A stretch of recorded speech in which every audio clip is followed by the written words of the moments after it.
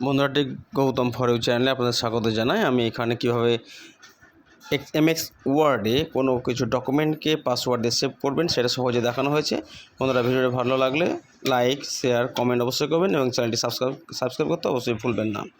বন্ধুরা, এখানে দেখুন একটা আমার ফ্রন্ট পেজ তৈরি করা আছে এবং এই ফ্রন্ট পেজ যাতে কেউ এডিট বা মডিফাইড না করতে পারে সেই জন্য এই ফ্রন্ট পেজটাকে আমি পাসওয়ার্ড দিয়ে সেভ করব। দেখুন এখানে যে এই ফ্রন্ট পেজের যে একটা প্যারাগ্রাফ আছে সেই প্যারাগ্রাফটাকে এখানে কিন্তু এডিট করা যাবে। দেখুন এখানে এডিট ক্লিক করলাম, করে দেখুন আমি ব্যাকপেস মারছি, অলরেডি মুছে যাচ্ছে।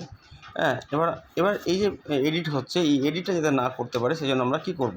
দেখুন আমরা এখানে প্রথমে এডিটটা ঠিক করে দিলাম। তারপরে দেখুন আমরা এটাকে দেখুন এইটা এডিট বন্ধ করার জন্য আমরা প্রথমে যাব ফাইলে যাব। দেখুন আমরা এখানে ফাইলে যাব। এই ফাইলে গেলাম, ফাইলে ক্লিক করলাম, ক্লিক করার পরে দেখুন যে ফাইল আছে, ফাইলে ক্লিক করলাম।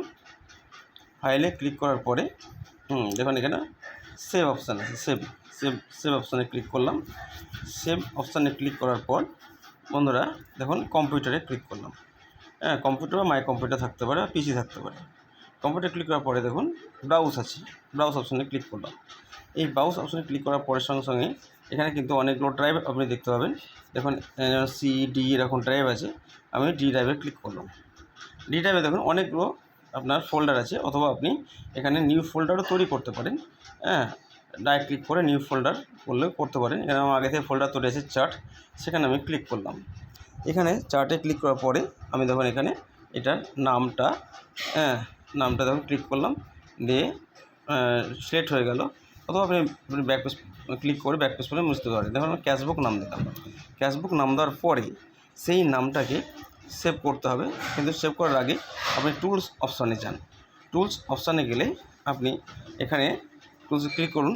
ক্লিক করলে আপনি এখানে দেখতে পাবেন জেনারেল অপশান, টুলসের মধ্যে জেনারেল অপশান, সেখানে ক্লিক করুন। সেখানে ক্লিক করলেই আপনি জেনারেল অপশানের মধ্যে যে পাসওয়ার্ড ফর ওপেন আছে, আপনি সেখানে একটা পাসওয়ার্ড দিন। এখানে আছে পাসওয়ার্ড ফর মডিফাই। এটা একই পাসওয়ার্ড বা আপনি আলাদা পাসওয়ার্ড দিতে পারেন। ওপেনের জায়গায় ওপেনের পাসওয়ার্ড আর মডিফাই জায়গায় মডিফাইড পাসওয়ার্ড দেবেন, সেভ করুন। সেভে ক্লিক করুন। সেভে তখন ক্লিক করলাম। সেভে করুন। দেখুন আবার চাইছি পাসওয়ার্ড ফর ওপেনের পাসওয়ার্ড। এখানে ওপেনের পাসওয়ার্ড একই হবে, অথবা আপনি 4 জায়গাতে একই পাসওয়ার্ড দিতে পারেন, বা মডিফাইয়ের জন্য আলাদা এবং ওপেনের জন্য আলাদা আলাদা পাসওয়ার্ড দিতে পারেন। যাই হোক, আমি সব জায়গাতে একই পাসওয়ার্ড দিলাম। এখন আবার চাইছি মডিফাই, সেখানে ওকে করলাম। দেখুন দিয়ে সেভ করে দিন। দেখুন এখানে আমি সেভ করে দিলাম। সেভ করে দেওয়ার পরে আপনি ফাইল থেকে ক্লোজ করে দিন। ফাইল থেকে ক্লোজ, দেখুন ক্লোজ করে দিন। ক্লোজ করার পরে এটাকে আবার ওপেন করেন। এখন আমার ফাইলে যান, এখানে ওপেন করুন, ওপেনে ক্লিক করুন।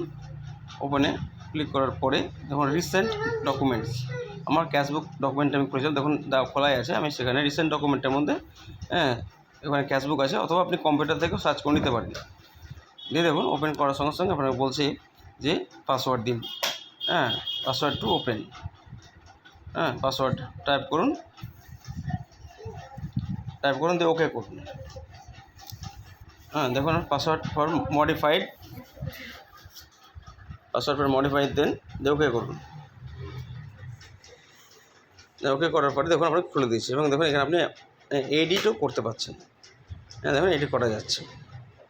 তাই বন্ধুরা, আপনাদের অবশ্যই এই ভিডিওটি ভালো লেগেছে, এবং ভালো লাগলে ভিডিওটি লাইক, শেয়ার, কমেন্ট অবশ্যই করবেন, এবং চ্যানেলটি সাবস্ক্রাইব করতে ভুলবেন না। ধন্যবাদ।